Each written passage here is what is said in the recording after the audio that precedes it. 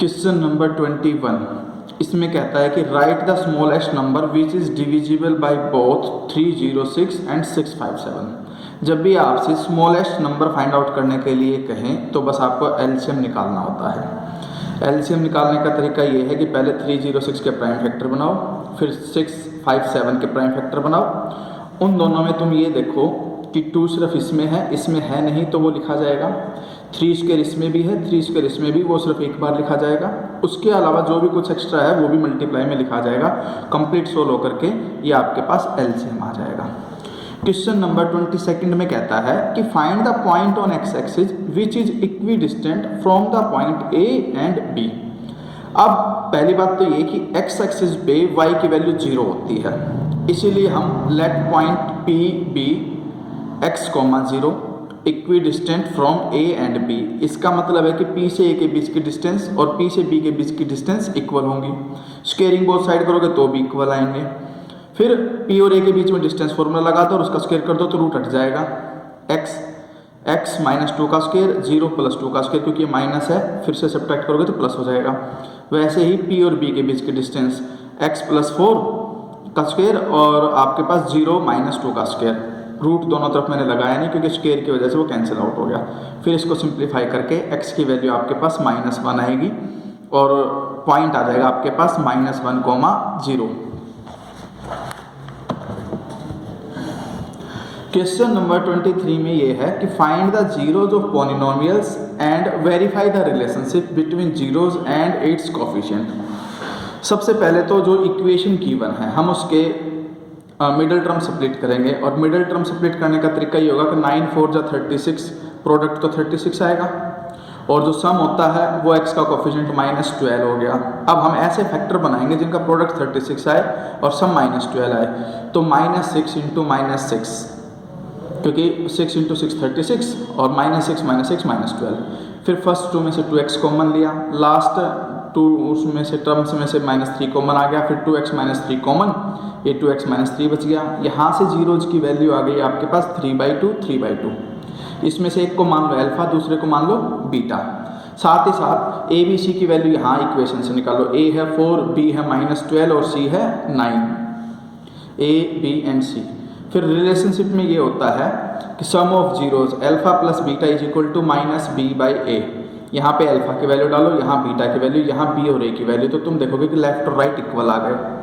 Product of zeros होता है c/a, यानी कि कांस्टेंट टर्म अपॉन में coefficient of x square.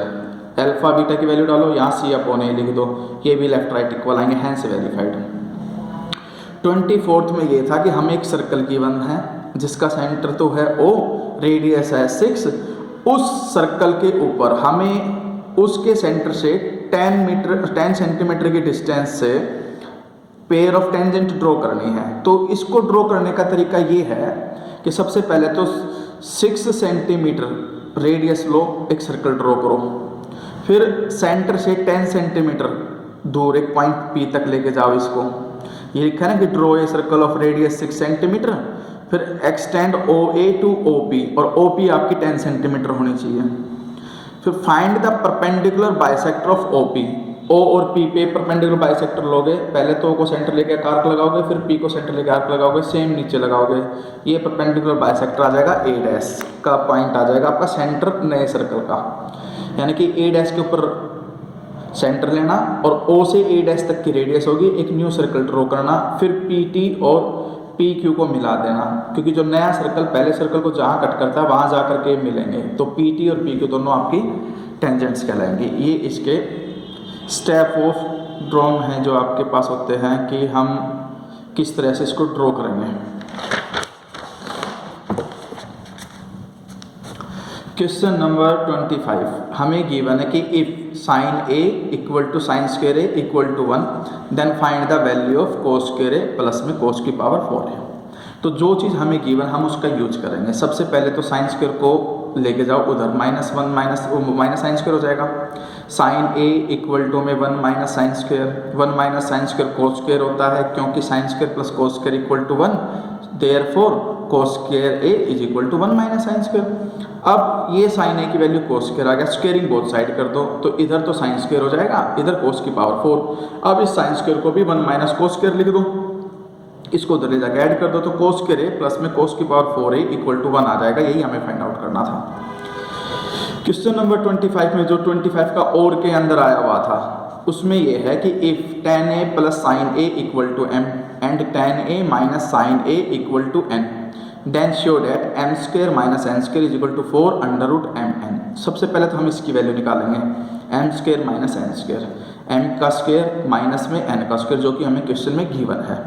Whole square open किया, a square plus b square plus 2ab minus में a square फिर माइनस में b स्क्वायर हो जाएगा ये, और जो माइनस आएगा 2ab वाला वो इस माइनस की वजह से पॉजिटिव हो जाएगा। tan square cancel, sine square cancel, ये 4 हो जाएगा, 4 tan a into sine a, equation 1। अब m इंटू n में m और n को रखो, होल स्क्वायर करो, इसका मतलब m plus n m into n में m की वैल्यू और n की वैल्यू, ये tan a plus sine a और ये tan a minus sine a, यानी कि tan स्क्वायर है माइनस में साइन स्क्वायर है। tan a को मैंने कर दिया sine square upon cos square, फिर साइन स्क्वायर मैंने कॉमन लिया, 1 अपॉन cos स्क्वायर माइनस 1 बचा, 1 अपॉन cos स्क्वायर होता है सीकेंड स्क्वायर, सीकेंड स्क्वायर है माइनस 1 होता है आपके पास tan स्क्वायर है, क्योंकि सीकेंड स्क्वायर है minus tan square equal to 1 होता है। अब अगर मैं mn का अंडर रूट कर दूँ तो इसका अंडर रूट जो है इन स्क्वायर्स को कैंसिल कर देगा, tan a इंटू साइन आ जाएगा, इक्वेशन 2। अब हमारे पास कंडीशन ये है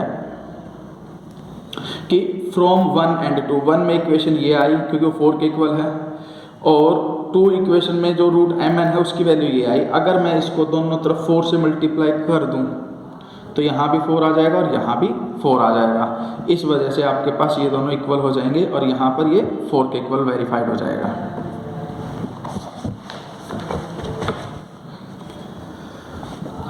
question number 26, A quadrilateral ABCD is drawn to circumscribe a circle. Prove that AB plus CD is equal to AD plus BC। यानी कि हमें एक क्वाड्रिलेटरल दे रखा है जिसके अंदर एक सर्कल है, वो सर्कल क्वाड्रिलेटरल के साइड्स को P, Q, R, S पे टच करता है। अब हमारे पास रूल होता है कि जो टेंजेंट्स होती है एक्सटर्नल पॉइंट्स वो इक्वल होती हैं, तो हम we know that tangents from an external point to the same circle are equal, therefore AS is equal to में AR, क्योंकि दोनों टेंजेंट हैं। सेम वे में जिधर AS लिखा हुआ है उधर ही आप BS को लिखना, BS is equal to BP। अब जिधर BP लिखा हुआ है उधर ही मैं CP लिखूंगा उसी साइड में, तो CP is equal to में CQ। सेम वे में जिधर DQ लिखा हुआ है उधर ही मैं DR लिखूंगा, जिधर आपका ये CQ लिखा हुआ है उधर मैं DQ लिखूंगा, तो DQ इज इक्वल टू में DR। ये इक्वेशन 1, 2, 3 एंड 4 होगी। फिर एडिंग 1, 2, 3 एंड 4, लेफ्ट वाले सारी ऐड कर दो तो AS प्लस BS का पेयर बन जाएगा, CQ प्लस DQ का पेयर बन जाएगा, और राइट में AR प्लस DR का पेयर बन जाएगा और BP प्लस CP का पेयर बन जाएगा। अब हमें पता है कि AS प्लस में BS जो पेयर बनेगा AS प्लस BS वो AB बन जाएगा, वैसे ही CQ plus DQ CD, AR plus DR AD और BP प्लस CP BC, यही हमें वेरीफाई करना था। क्वेश्चन नंबर 27 में ये है कि prove that 5 minus 2 under root 3 is irrational. इसको प्रूफ करने के लिए हम पहले सपोज करके चलेंगे कि 5 माइनस 2 रूट 3 इज रेशनल। अगर ये रेशनल है तो वहाँ पर 2 इंटीजर्स आएंगे जो कि कोप्राइम होंगे, यानी कि A और B में कुछ भी कॉमन नहीं होगा 1 को छोड़ करके, तो 5 minus 2 root 3 is equal to में A अपॉन B, क्योंकि rational number P upon Q की फॉर्म में होते हैं तो A अपॉन B लिख दिया, जहाँ पे denominator can not be equal to 0। फिर मैंने 5 को उधर जाके माइनस किया, एलसीएम लिया, एलसीएम लेकर के नेगेटिव कॉमन लिया, नेगेटिव से नेगेटिव कैंसिल और 2 अपॉन में आ जाएगा।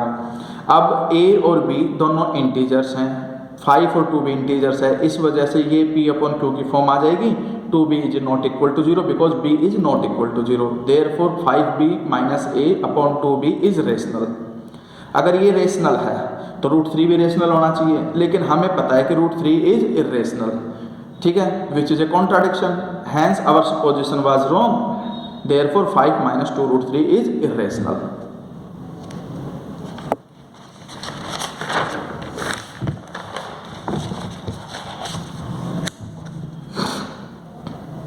क्वेश्चन नंबर 28 में ये है कि if -4 is a root of the quadratic equation x square plus p x minus 4 equal to 0 and x square plus p x plus k equal to 0 has equal roots, find the value of k. तो सबसे पहले तो पहली equation में -4 root है, तो वो -4 उस इक्वेशन को सेटिस्फाई करेगा। तो इसके अंदर मैं x की वैल्यू -4 पुटअप कर देता हूँ। -4 is a root of this equation with therefore -4 का स्क्वायर प्लस में p इंटू -4 सिंप्लीफाई करके यहाँ से p की वैल्यू आ जाएगी 3। अब हमें गिवन है कि इसके रूट जो हैं वो आपको इक्वल गिवन है।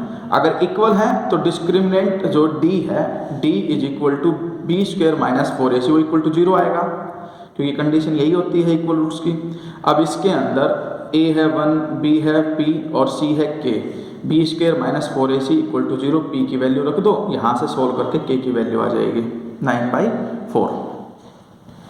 क्वेश्चन नंबर 28 जो कि इसके और में आया हुआ था, the roots of alpha and beta of quadratic equation are such that alpha beta is equal to 1, यानी कि हमें प्रोडक्ट जो है वो 1 दे रखा है। अगर प्रोडक्ट 1 है जीरोज का तो सीधी सी बात है, मैंने पहले बता चुका हूँ कि product of zeros is equal to c by a, यानी कि ये c है आपका कॉन्स्टेंट टर्म, a का मतलब एक्स स्क्वायर का कोफिशिएंट। अल्फा और बीटा की वैल्यू हमें 1 गिवन है, इधर c upon a cross multiply करके k की वैल्यू 4/3 आ जाएगी आपके पास।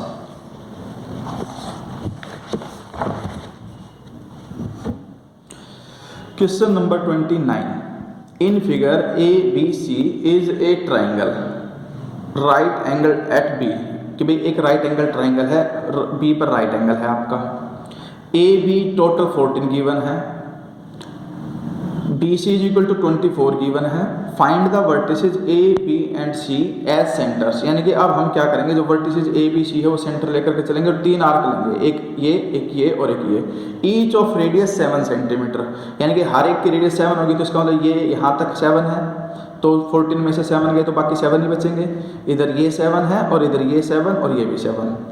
अब ये 90 डिग्री का है, ये एंगल हमें पता नहीं है। अगर मैं एक को एंगल थीटा मान लो तो एंगल सम प्रॉपर्टी से 90 माइनस थीटा आएगा।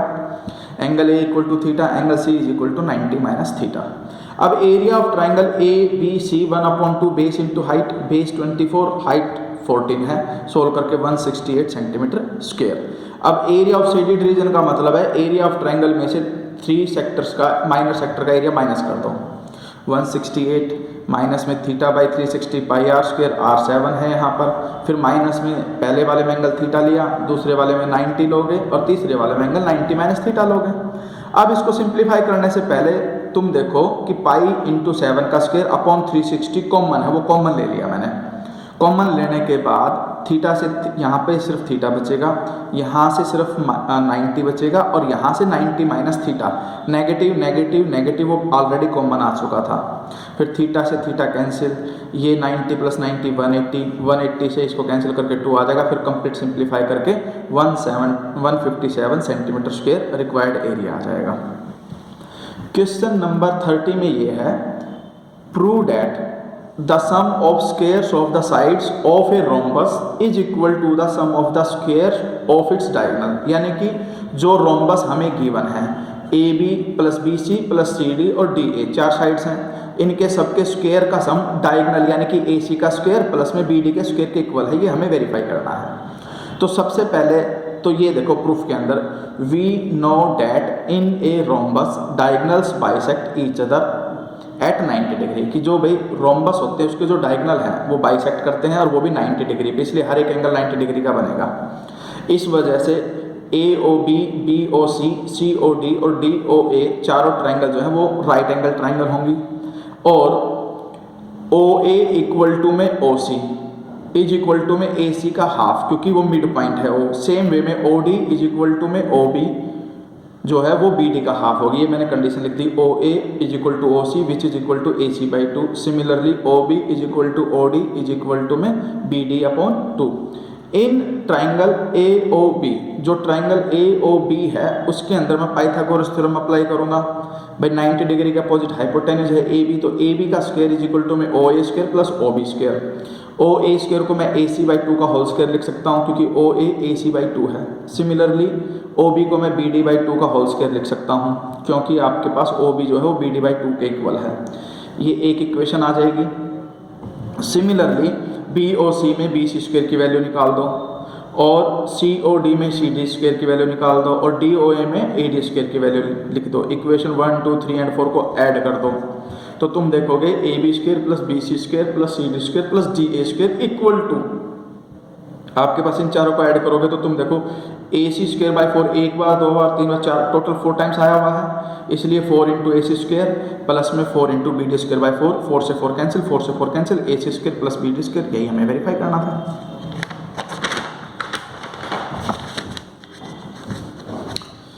थर्टी का जो और वाला क्वेश्चन है उसमें ये है कि sides A B B C and median A D of triangle A B C R respectively proportional to sides P Q Q R and median P M, यानी कि जो ए बी है वो पी क्यू के, ए C P R के, जो B C है वो क्यू आर के। और जो हमें कंडीशन गिवन है, हाँ सॉरी, ए बी के अपॉन पी क्यू आएगा, बी सी के अपॉन क्यू आर आएगा और मीडियन ए डी के अपॉन पी एम गिवन है हमें।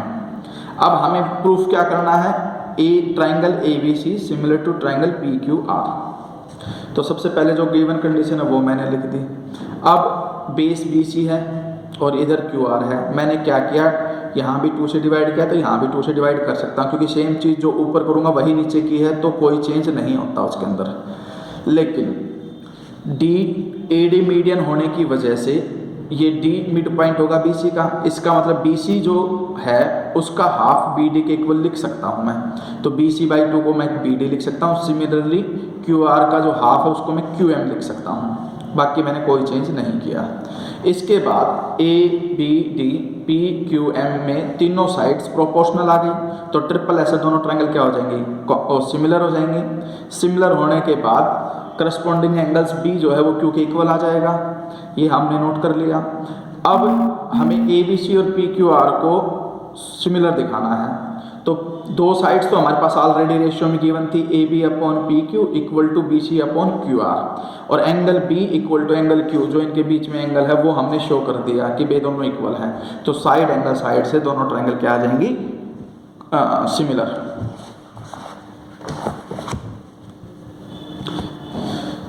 क्वेश्चन नंबर 31 में ये है, find the missing frequencies f1, f2 and f3 in the following frequency distribution when it is given that f2 ratio f3 is equal to 4 ratio 3 and mean is 50। ये हमें condition given है। तो class जो interval है आपका वो 0 से 20, 20 से 40, 40, 60, 60, 80, 80, 100 दे रखा है। इधर फ्रीक्वेंसी गिवन है 17, f1, f2, f3, 19 is equal to, total हमें 120 गिवन है।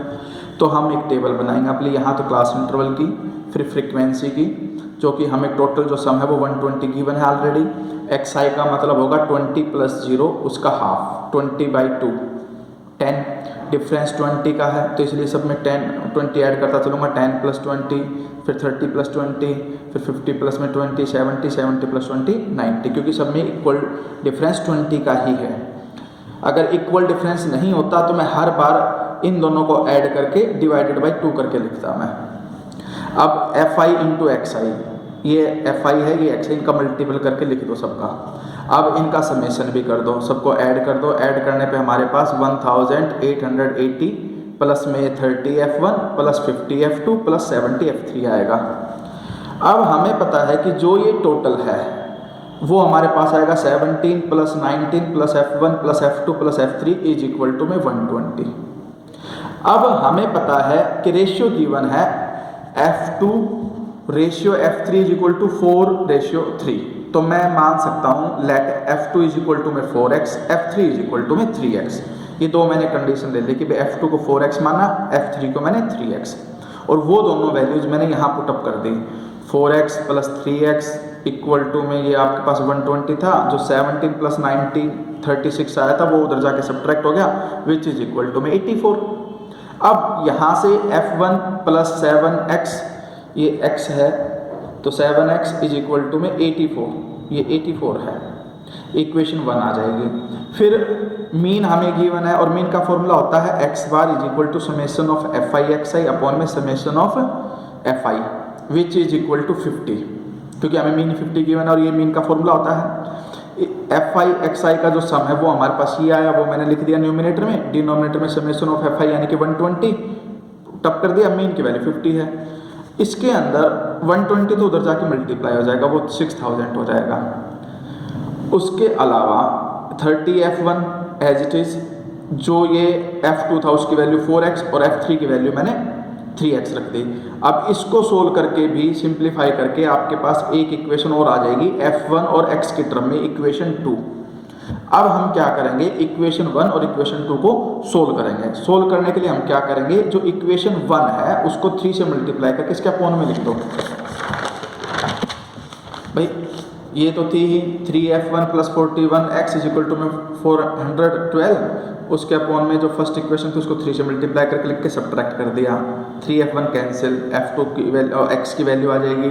x की वैल्यू पुट अप करके किसी भी एक इक्वेशन में, इक्वेशन 1 में पुट अप कर दिया x की वैल्यू, f1 की वैल्यू आ जाएगी। f2 की वैल्यू 4 इंटू एक्स करके निकल आएगी और f3 की वैल्यू 3 इंटू एक्स करके निकल आएगी। क्वेश्चन नंबर 32 में ये है, a straight highway leads to the foot of a tower, यानी कि एक स्ट्रेट हाईवे है और वो एक टावर के फुट की तरफ चल रहा है। A man standing at the top of the tower, tower के ऊपर एक मैन खड़ा है जो डिजर्व करता है कि a car at an angle of depression, depression का एंगल बना रही है 30 डिग्री का, which is approaching to the foot of the tower, जो टावर की तरफ जा रही है। टावर विद यूनिफॉर्म स्पीड, और स्पीड जो है वो यूनिफॉर्म है, एक फिक्स स्पीड से चल रही है वो। 6 seconds later the angle of depression of the car is found to be 60। अब 6 सेकेंड्स के बाद एंगल चेंज हो जाता है डिप्रेशन का, जो कि 60 हो चुका है। अब find the total time taken by the car to reach the foot of the tower. अब हमें टाइम बताना है कि 6 सेकेंड के बाद वो कितना टाइम और लेगी कि वो टावर तक पहुंच जाए। अब पहले तो इसके फिगर को समझो, ये टावर है, यहाँ पर आपका एक मैन है जो एक कार को ऑब्जर्व करता है, यहाँ पे कार है, यहाँ पे फर्स्ट एंगल जो है वो 30 डिग्री का बनेगा, क्योंकि डिप्रेशन जो एंगल 30 का, अगर ये 30 का है तो अल्टरनेटिव एंगल से ये भी 30 डिग्री। उसी तरह से 6 सेकंड के बाद कार यहाँ आ जाएगी। अब यहाँ पे जो एंगल ऑफ डिप्रेशन है वो 60 डिग्री का, क्योंकि डिप्रेशन का एंगल 60 डिग्री का है तो अल्टरनेटिव एंगल यहाँ भी 60 डिग्री का। अब हम मान करके चलते हैं कि let the speed of car be z metre per second. Distance covered by car in 6 second का मतलब है time into speed, 6z metre. अब 6 सेकेंड में इतनी डिस्टेंस CD कवर की थी, वो 6z लिख दी मैंने। जो रिमेनिंग है B से लेकर C तक की डिस्टेंस वो मैंने x मीटर मान ली, हाइट मैंने y मान ली। अब इन ट्राइंगल ABC इसके अंदर y अपॉन x यानी कि perpendicular upon base is equal to में tan 60। यहाँ से मैं y की वैल्यू निकाल देता हूँ, x into tan 60, tan 60 degree की वैल्यू होती है √3, तो √3x इक्वेशन बना गई। अब ABD के अंदर y अपॉन में टोटल बेस हो जाएगा x plus 6z which is equal to perpendicular upon base, और परपेंडिकुलर अपॉन बेस होता है tan। एंगल आपके बाद हम 30 डिग्री यूज़ करेंगे क्योंकि ट्राइंगल ABD है तो D वाला एंगल यूज़ होगा। यहाँ से भी हम y की वैल्यू निकाल देंगे, y की वैल्यू आएगी y अपॉन में 6z plus x is equal to 1/√3, क्योंकि tan 30 डिग्री 1/√3 होता है। ये इधर मल्टीप्लाई होकर के y की वैल्यू आकर के इक्वेशन 2, इक्वेशन 1 से भी y की वैल्यू आई थी, इक्वेशन 2 से भी y की वैल्यू, तो इक्वेटिंग 1 और 2 कर दो तो √3x इज इक्वल टू में दिस, क्रॉस मल्टीप्लाई करके √3 into √3 3x is equal to में 6z प्लस में x। अब x माइनस कर दो, 3x minus x 2x is equal to में 6z, और यहाँ से x अपॉन z इज इक्वल टू 3 आ गया। x का मतलब है डिस्टेंस, z का मतलब speed, distance upon speed time के इक्वल होता है जो कि 3 सेकंड आ गया। यही हमें फाइंड आउट करना था। क्वेश्चन नंबर 33 में ये है कि if the median of A distribution given below is 28.5, यानी कि हमें मीडियन गिवन है 28.5, find the value of x and y।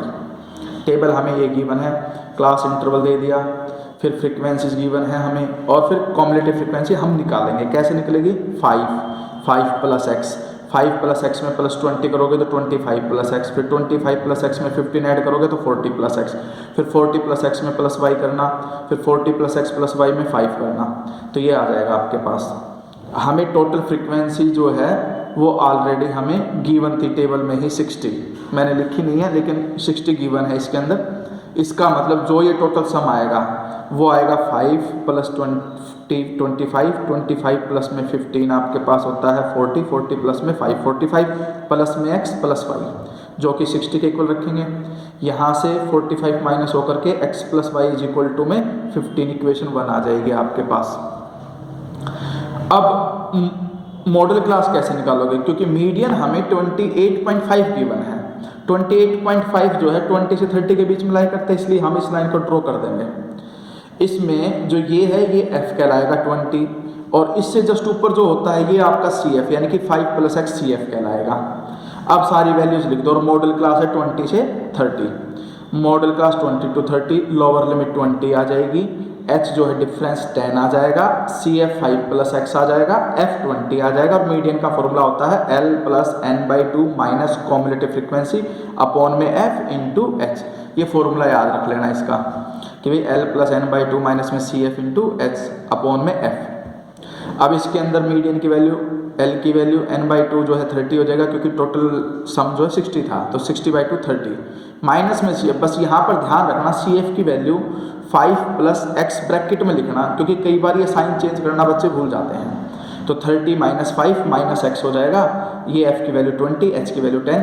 फिर मैंने सबकी वैल्यू डाली, 20 माइनस हो गया, ये 8.5 इंटू 2, क्योंकि जो डिनोमिनेटर उधर जाकर मल्टीप्लाई हो जाएगा, और यहाँ से सोल्व करके x की वैल्यू 8 आ जाएगी। x की वैल्यू 8 इक्वेशन 1 में पुटअप करोगे तो y की वैल्यू 7 आ जाएगी। क्वेश्चन नंबर 34 में ये गिवन है कि from a point 100 metre above a lake, आपको एक लेक गिवन है, उससे 100 मीटर अबव एक पॉइंट है। The angle of elevation of stationary helicopter is 30 degree, यानी कि यहाँ से जब मैं एक हेलीकॉप्टर को देखता हूँ तो वहाँ पर जो एंगल ऑफ एलिवेशन है वो 30 डिग्री का बना हुआ है। And the angle of depression of reflection, ये लेक है, यानी कि जितनी हाइट पे ये है उतनी ही हाइट के नीचे उसकी रिफ्लेक्शन बनेगी। ये रूल होता है रिफ्लेक्शन का कि भाई B से D तक जितनी हाइट है उतनी ही जो डेप्थ है वो D से लेकर के E तक की होगी, और डिप्रेशन का एंगल ये 60 डिग्री का बन जाएगा, जो कि हमें क्वेश्चन में गिवन है। Find the height of the helicopter, यानी कि हमें हाइट ऑफ द हेलीकॉप्टर निकालनी है BD। अब मैंने ये फिगर बनाया भाई, यहाँ से लाइन ड्रॉ की मैंने, ये लेक है आपकी, लेक से 100 मीटर अबव एक पॉइंट है जिससे हेलीकॉप्टर को देखते हैं तो 30 डिग्री का एलिवेशन का एंगल आएगा। उसके बाद इसको ऐसे मिला दो। अब ये डिस्टेंस कितनी है हमें नहीं पता, तो हमने x मान ली, ये x है तो ये भी x ही होगी क्योंकि ये दोनों सेम है। ये 100 है तो जितनी ये है आपके पास मान लो ये AG है, A से लेकर के G तक की जितनी डिस्टेंस है उतनी ही C और D के बीच में, क्योंकि ये दोनों पैरेलल है। उसके बाद B से लेकर C तक को मैंने h मान लिया, ये 100 आ गया, तो सीधी सी बात है ये 100 प्लस h है टोटल B से D तक, तो D से E तक भी 100 प्लस h होगा। तो पहले तो BCA, एक ट्रायंगल ABC का यूज करो, h upon x perpendicular upon base is equal to tan 30 degree, यहाँ से h निकाल लिया मैंने, और रिलेशनशिप आ गई x और h के बीच में, x is equal to √3h equation 1। भैया h upon x P upon B is equal to tan 30 degree, h की वैल्यू आ गई x/√3, क्रॉस मल्टीप्लाई करके x की वैल्यू आ गई।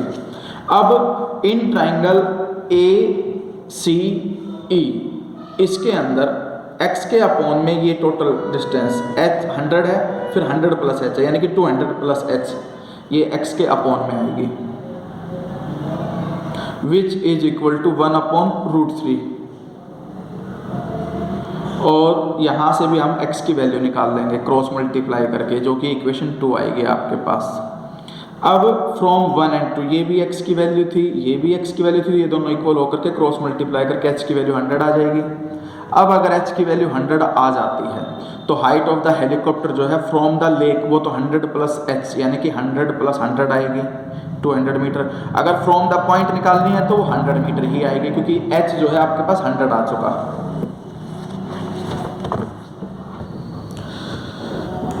क्वेश्चन नंबर 35 में ये गिवन है, a solid consisting of a right circular cone of height 120 centimetre and radius 60 centimetre standing on a hemisphere, यानी कि आपके पास एक राइट सर्कुलर कॉन है जो एक हेमिस्फीयर के ऊपर है।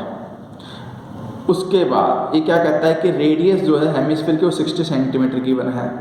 Is placed upright in A right circular cylinder full of water, उसे एक सिलेंडर के अंदर जो कि फुल ऑफ वाटर है उसके अंदर रखा जाता है। Find the volume of water left in the cylinder, अब डालने के बाद कुछ पानी बाहर चला जाएगा, जो रिमेनिंग वाटर इसके अंदर बचा हुआ है उसकी वॉल्यूम हमें फाइंड आउट करनी है। डायमेंशन हमें गिवन है कि radius of cylinder is 60 centimetre and it's height is 180 centimetre. तो जो कोन है उसकी रेडियस भी 60, जो हेमिस्फीयर है उसकी रेडियस भी 60 और जो सिलेंडर है उसकी टोटल हाइट 180 सेंटीमीटर है। तो ये 60 है, तो सीधी सी बात है जो यहाँ से लेकर के यहाँ तक जो बचेगी हाइट कोन की वो 120 आएगी। h इज इक्वल टू में 120, ये मैंने डायमेंशन लिख दी। कोन की R1 मानी 60 सेंटीमीटर, h 120 सेंटीमीटर। हेमिस्फीयर में R1 इज इक्वल टू में 60 क्योंकि कोन और हेमिस्फीयर की इक्वल है। सिलेंडर की भी 60 आ गई, उसे मैंने R2 माना और हाइट जो है कैपिटल H वो 180। यहाँ पर R1 और R2 तीनों ही इक्वल हैं 60 सेंटीमीटर के। अब volume of water left in the cylinder का मतलब होगा कि वॉल्यूम ऑफ सिलेंडर माइनस में वॉल्यूम ऑफ हेमिस्फीयर माइनस में वॉल्यूम ऑफ कोन, इनका फॉर्मूला लिख दो। Volume of cylinder pi are square h minus में volume of cone 1/3 pi are square h minus में volume of hemisphere 2/3 pi r cube. तो हमने देखा पाई आर स्क्वायर सब में सेम है, कॉमन आ सकता है, ले लिया। h बचा यहाँ माइनस में h/3 क्योंकि पाई आर स्क्वायर बाहर गया, यहाँ से पाई आर स्क्वायर बाहर जाने के बाद 2/3 मतलब यहाँ पे आ जाएगा 2/3, ये 3 रहेगा यहाँ पर, उसकी वजह से थोड़ी सी मिस्टेक हो सकती है, इसको ध्यान रखना। ये आपका 3 गिवन है, इस वजह से